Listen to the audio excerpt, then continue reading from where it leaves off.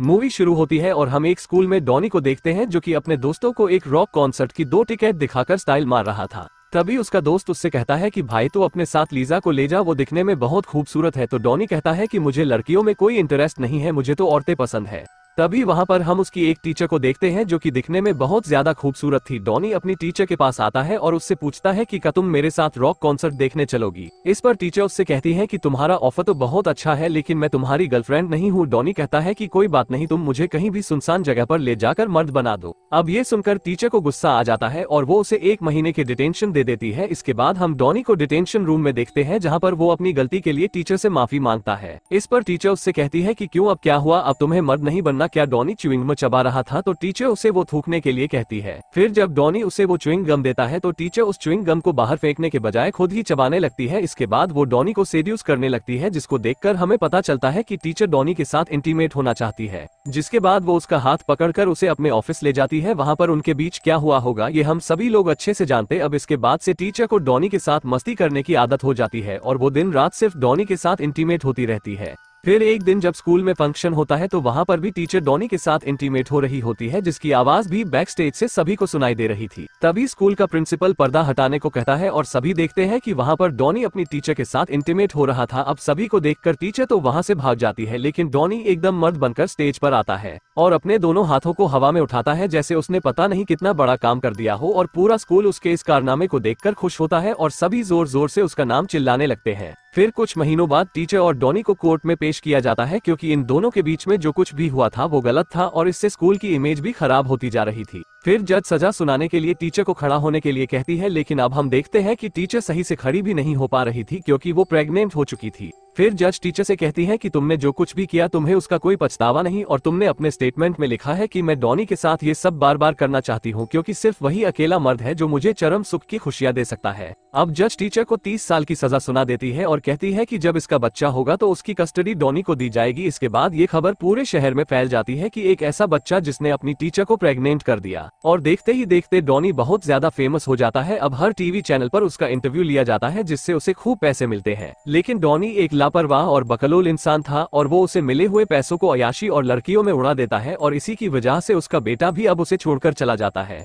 फिर कुछ सालों बाद हम डॉनी को देखते हैं जो कि अपने एक वकील दोस्त के पास जाता है, जहां पर उसका दोस्त उससे कहता है कि तुमने 94 के बाद से अभी तक अपना टैक्स नहीं भरा है, तुम्हें $1000 का टैक्स भरना है, वो भी 1 हफ्ते में नहीं तो तुम्हें 3 साल की जेल हो सकती है। अब ये सुनते ही डॉनी का दिमाग खराब हो जाता है और वो अपने दोस्त से कहता है कि मेरे पास तो सिर्फ $20 है। इस पर उसका दोस्त कहता है कि अब तुम्हारे पास सिर्फ एक ही रास्ता है। जिसके बाद वो उसे एक आदमी की फोटो दिखाता है और उससे कहता है कि ये आदमी मैराथन में दौड़ने वाला है और अगर ये जीत गया तो तुम्हें $1 के बदले $8 मिलेंगे। वो कहता है कि मुझे लगता है कि ये आदमी जीत सकता है। अब ये सुनकर डॉनी उस पर $20 तो लगा देता है, लेकिन वो सिर्फ उसी के भरोसे नहीं बैठ सकता था। उसका दोस्त कहता है कि तुम अपने बेटे से पैसे क्यों नहीं मांगते। डॉनी कहता है कि वो मुझे छोड़कर चला गया था जब वो 18 साल का था। इसके बाद रात को वो एक क्लब में जाता है जहां पर एक लड़की उसे एक मैगजीन दिखाती है जिसमें उसका बेटा, जिसका नाम एंडी था, उसकी एक फोटो होती है जो अब बहुत ज्यादा अमीर हो चुका था और वो एक बहुत ही खूबसूरत लड़की से शादी करने जा रहा है। इसके बाद हम एंडी को देखते हैं जो अपनी होने वाली वाइफ जेमी और उसकी फैमिली के साथ अपने बॉस के घर पर आया था जहां पर ये लोग शादी करने वाले हैं। फिर कुछ देर बाद वहां पर एक फौजी आता है जिसका नाम चैद होता है और वो जेमी का भाई होता है। आगे चैद एंडी को साइड में ले जाता है और उसे बताता है कि तुम मेरी बहन का ध्यान रखना और उसका दिल कभी भी मत तोड़ना, नहीं तो मैं तुझे तोड़ दूंगा। दूसरी तरफ हम डॉनी को देखते हैं जो कि पैसों का इंतजाम करने के लिए एक न्यूज चैनल के पास जाता है जो कि कभी उसका इंटरव्यू लिया करते थे। तभी वहां पर उसका एक दोस्त जॉन आता है। डॉनी जॉन से उधार पैसे मांगता है, लेकिन जॉन उसे गुस्सा था क्योंकि डॉनी ने उसकी माँ के साथ गलत काम किया था। डॉनी जॉन से कहता है कि भाई मुझे पता नहीं था कि वो तेरी मॉम है, अगर मुझे पता होता तो मैं उसके साथ ज्यादा इंटीमेट होता। अब ये बात सुनकर जॉन को गुस्सा आ जाता है और वो दोनों आपस में झगड़ने लगते हैं। तभी वहां पर उस चैनल का बॉस आता है जो डॉनी को अपने रूम में ले जाता है और उससे कहता है कि अब तुम्हारी कहानी में लोगों को कोई इंटरेस्ट नहीं और अगर तुम्हें पैसे चाहिए तो तुम्हें अपने बेटे को उसकी माँ से मिलवाने जेल में ले जाना होगा, वो भी हम लोगों के कैमरे के सामने, जिसके बदले हम तुम्हें $50,000 देंगे।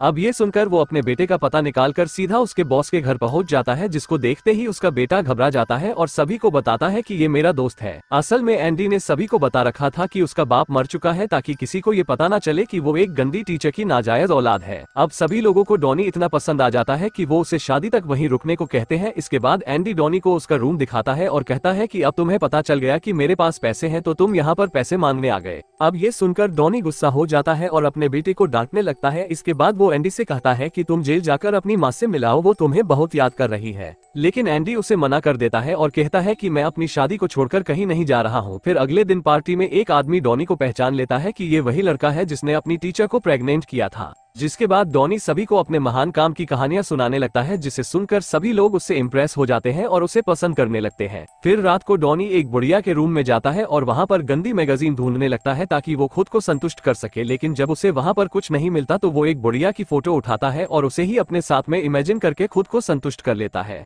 फिर अगली सुबह जब बुढ़िया अपने कमरे में आती है तो वहां पर पड़े हुए टिश्यू पेपर को देखकर समझ जाती है कि डॉनी ने कल रात उसे याद करके अपना पानी निकाला होगा। फिर रात को वो सभी एंडी की बैचलर पार्टी सेलिब्रेट करने के लिए एक स्पा में जाते हैं, जहां पर उन्हें ड्रिंक्स दी जाती है, जिसको पीते ही डॉनी उसे थूक देता है। इसके बाद सभी लोग मसाज कराने जाते हैं, लेकिन वहां पर भी डॉनी अपनी उल्टी सीधी हरकतों से बाज नहीं आता। इसके बाद सभी को खूबसूरत बनाने के लिए उनके मुंह पर फेशियल लगाया जाता है, जिसको सभी लोग बहुत एंजॉय कर रहे थे। लेकिन डॉनी को ये सब बिल्कुल भी पसंद नहीं था। अब डॉनी वहां पर बोर हो चुका था तो वो सभी को अपने साथ क्लब में ले जाता है। वहां क्लब में नंगी लड़कियों को देखकर सभी लोग खुश हो जाते हैं और पूरी रात शराब पीते हैं और एंजॉय करते हैं। फिर जब सभी पीकर धुत हो चुके थे तो डॉनी उन सभी को कार में बिठाकर घर भेज देता है, जिसके बाद वो अपने बेटे के करीब आने की कोशिश करता है जो कि उसे नफरत करता था। वो दोनों साथ में बहुत एंजॉय करते हैं और साथ ही साथ डॉनी उसे साइकिल चलाना भी सिखाता है, जो वो उसे बचपन में नहीं सिखा पाया। अब धीरे धीरे उन दोनों के बीच में सब कुछ ठीक होने लगता है और वो दोनों गले भी मिलते हैं। फिर घर आने के बाद डॉनी फिर से उस बुढ़िया के रूम में चला जाता है और उसकी फोटो को देखकर खुद को संतुष्ट करने की तैयारी करने लगता है। लेकिन तभी वहाँ पर वो बुढ़िया भी आ जाती है और कहती है कि चलो साथ में करते हैं, जिसके बाद वो दोनों वहाँ पर पूरी रात इंटीमेट होते हैं। दूसरी तरफ हम एंडी को देखते हैं जो कि अपने रूम में पहुंचता है और वहाँ पर वो एक स्टेचू को देखता है जिसमें उसकी वाइफ की वेडिंग ड्रेस टंगी थी। एंडी को लगता है कि वो उसकी वाइफ है तो वो उसके साथ वहीं पर इंटीमेट हो जाता है। फिर अगली सुबह जब जेमी के चिल्लाने की आवाज आती है तब एंडी को पता चलता है कि कल रात नशे में उसने उसकी वेडिंग ड्रेस खराब कर दी। फिर कुछ देर बाद डॉनी को एंडी का कॉल आता है जो उसे बताता है कि वो अपनी मॉम से मिलने जेल जा रहा है। अब ये सुनकर डॉनी घबरा जाता है और जल्दी से कार निकालकर एंडी के पीछे भागता है। फिर जेल पहुंचकर वो उससे कहता है कि हमें यहाँ से जाना होगा, तुम्हारी शादी होने वाली है और तुम यहाँ पर शादी के बाद में आ जाना। तभी वहाँ पर वो टीचर भी आ जाती है जो कि अब बूढ़ी हो चुकी थी, लेकिन लोगों को सेड्यूस करने में वो अभी भी एक्सपर्ट थी। फिर वो दोनों आपस में बातें करने लगते हैं, लेकिन तभी वहाँ पर वो न्यूज रिपोर्टर पहुंच जाते हैं। अब ये देखकर एंडी को गुस्सा आ जाता है और वो समझ जाता है कि इनको यहाँ पर उसके बाप ने बुलाया है। अब वो गुस्सा होकर वहाँ से जाने लगता है और यहीं से इन दोनों का रिश्ता वापस खराब हो जाता है। फिर घर आकर डॉनी अपना सामान पैक करके वहाँ से जाने ही वाला था, लेकिन तभी उसे नीचे से किसी की बातें करने की आवाज आने लगती है। वो नीचे झांक कर देखता है तो उसे पता चलता है कि ये जेमी है जिसका अफेयर उसके बॉस के साथ चल रहा है। अब ये जानकर वो एंडी के पास जाता है और उसे कहता है कि तुम्हारी वाइफ तुम्हें धोखा दे रही है और उसका अफेयर तुम्हारे बॉस के साथ चल रहा है। लेकिन तभी वहाँ पर जेमी आती है और कहती है कि मेरा किसी के साथ कोई अफेयर नहीं चल रहा, मैं तो बस एक राइटर से बात कर रही थी हमारी शादी के बारे में कुछ लिखने के लिए। अब यहाँ पर डॉनी गलत साबित हो जाता है और वहाँ से चला जाता है, लेकिन तभी वो वहाँ से जाने से पहले जेमी से माफी मांगना चाहता था, इसलिए वो उसके लिए आइसक्रीम लेकर उसके रूम तक जाता है। लेकिन जब वो उसके रूम के बाहर पहुंचता है तो उसे अंदर से जेमी के चिल्लाने की आवाज सुनाई देती है। अब जेमी चिल्ला क्यों रही थी ये जानने के लिए वो खिड़की से अंदर घुस जाता है।